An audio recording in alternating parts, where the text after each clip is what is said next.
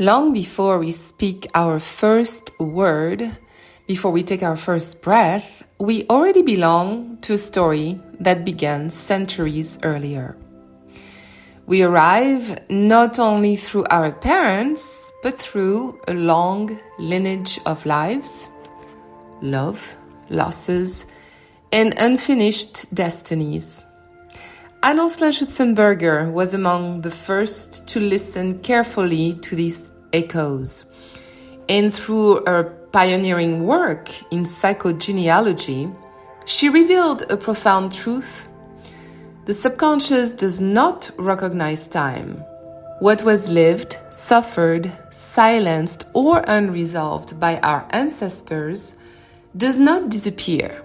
It seeks expression, continuity, and ultimately, resolution. We do not inherit only eye color, bone structure, or temperament. We inherit loyalties. We inherit emotional debts. We inherit unspoken emotions and interrupted dreams. The unconscious family memory transmits itself quietly and faithfully from generation to generation, embedding itself in our choices, our relationships, our symptoms, and sometimes even our fate. What appears personal is often ancestral. And so Annons Schutzenberger observed that this transition follows an invisible geometry. This is very interesting, because family memory does not flow randomly. It moves through structured pathways, much like a square unfolding through time. In this symbolic architecture, the first child resonates with the first, fourth, and seventh positions across generations. The second child echoes the second, fifth, and eighth, and the third connects with the third, sixth, and ninth child, and so on. So a firstborn may unconsciously carry the mission of an ancestor who was first. The one who led, maybe sacrificed, or bore responsibility. A secondborn may embody the destiny of someone who lived in comparison, substitution, or support. A third may echo those who mediated, repaired, or were caught between worlds. So the resonance does not require conscious knowledge. The body remembers the position. It remembers what was expected, what was lost, and what remained unfinished. And so this is why certain lives feel strangely familiar, as if one were continuing a story already begun. Birth order becomes a symbolic doorway through which ancestral memory passes, assigning roles, emotional climates, and life themes long before personality forms. And so the unconscious chooses continuity over novelty until awareness offers another possibility. Dates reinforce this geometry, so we can talk about births, marriages, separations, bankruptcies, illnesses, deaths. And crises sometimes emerge at the same age. Illnesses appear at a familiar moment in time. And these recurrences are not repetitions of fate, but signals, markers, pointing back to an origin still asking to be seen. The family tree is not merely vertical, it is rhythmic and circular. It is looping through generations like a spiral seeking completion. Yet, this inheritance is not a sentence. Annons Schutzenberger insisted that what is transmitted is not punishment, but potential. The unconscious does not seek suffering, it seeks resolution. So if an ancestor was silenced, for example, a descendant may arrive with a voice that refuses suppression. Or in another example, if someone was excluded, a descendant may feel compelled to bring people together. If love were forbidden, it might return as a fight for freedom of passion. So each of us then stand at a precise intersection of this ancestral square. We are not here by accident, we are positioned. And within that position lies both the memory of what was and the possibility of what can finally be completed. When an ancestral program remains unconscious, it repeats through symptoms, relational impasses, or compulsive life choices. But when the pattern is recognized, when the square is seen, when the ancestors are visited, when we look at their lives, the repetition loosens. Awareness introduces movement. The lineage can finally exhale. So healing in this light is no longer personal, it is transgenerational, it is universal.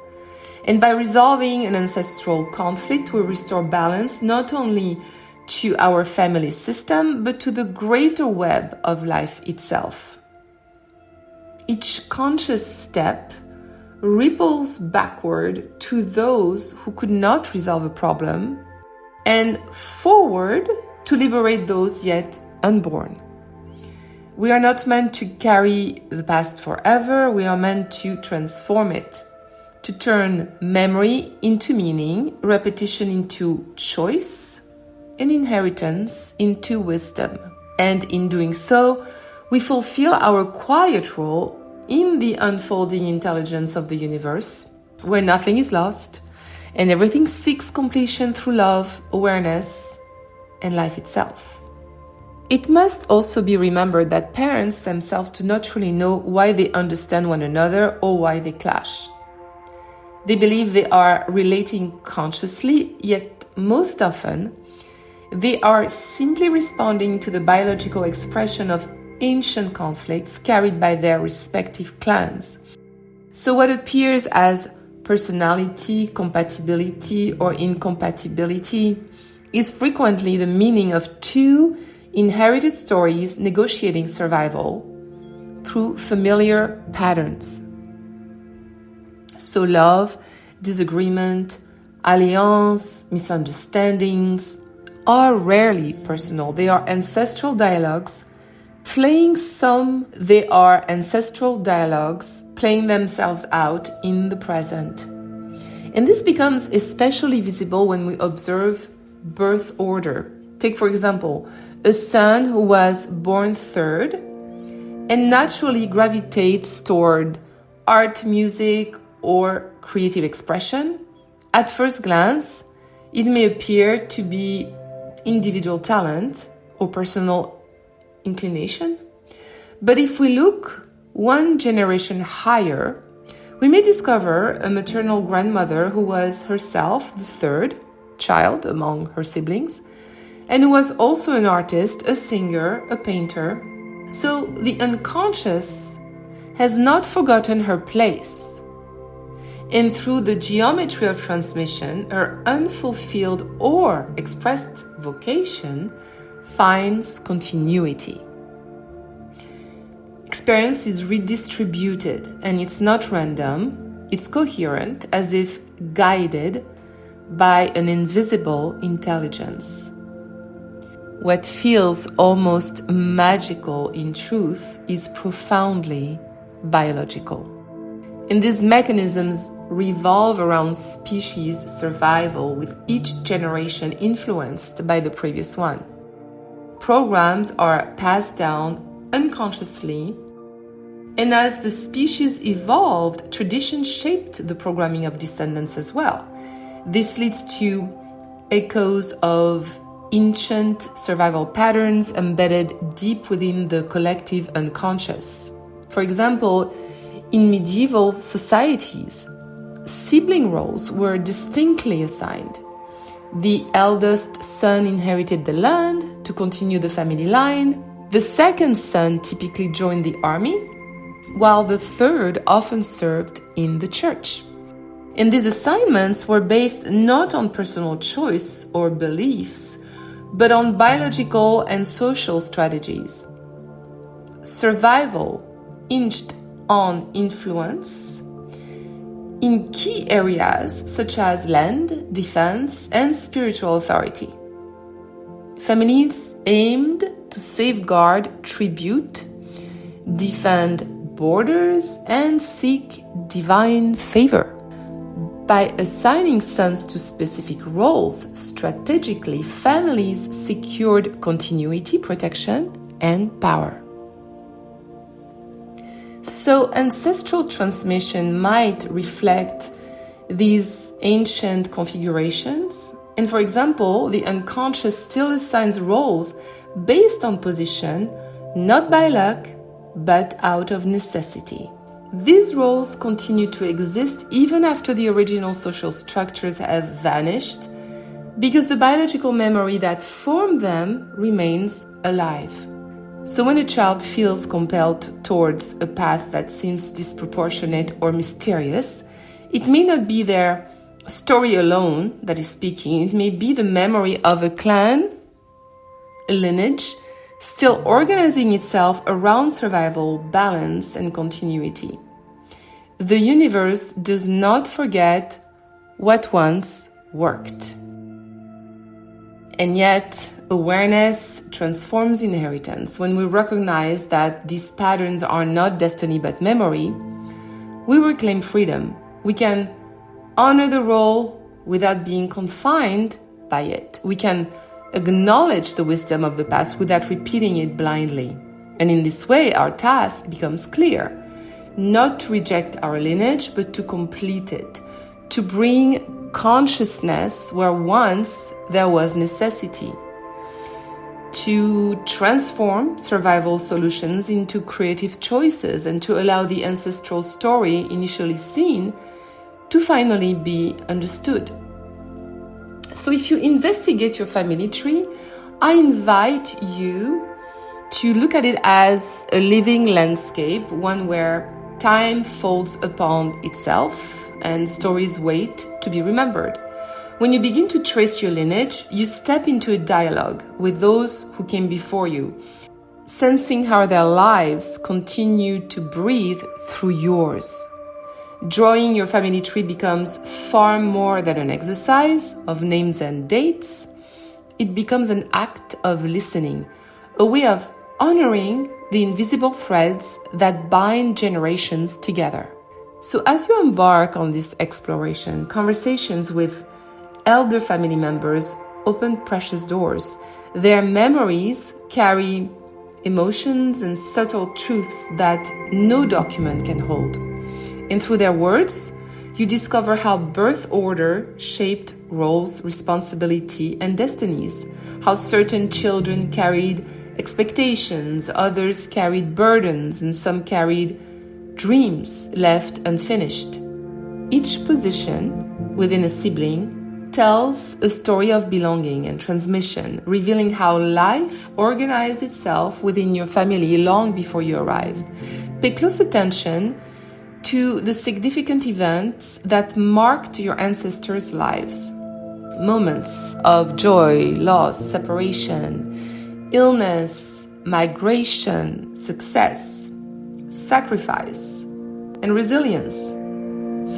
They leave imprints that travel silently through time.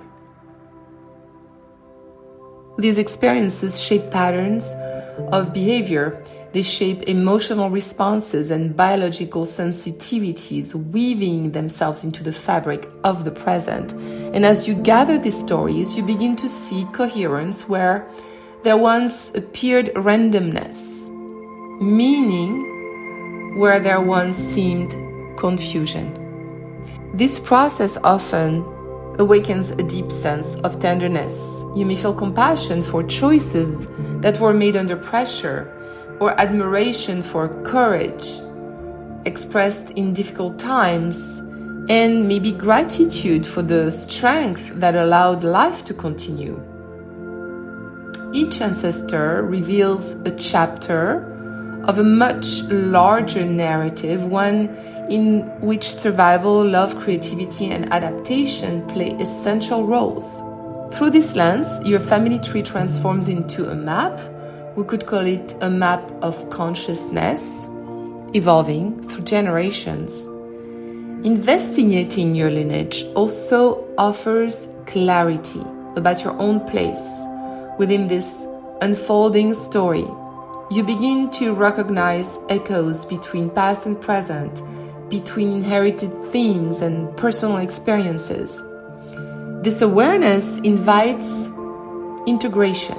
It allows you to carry forward what nourishes life, while bringing understanding to what seeks resolution. You become an active participant in the evolution of your lineage, and you contribute to awareness, healing, and continuity. Your family tree is a living testament. It reminds you that your life forms part of a vast human tapestry, rich with wisdom, lessons, and beauty. And by exploring it with curiosity and respect, you open a space where the past informs the present, and the present reshapes the future. Thank you for listening, everyone. You can find more information about this work on my website, biologicaldecoding.com, or bioreprogramming.net.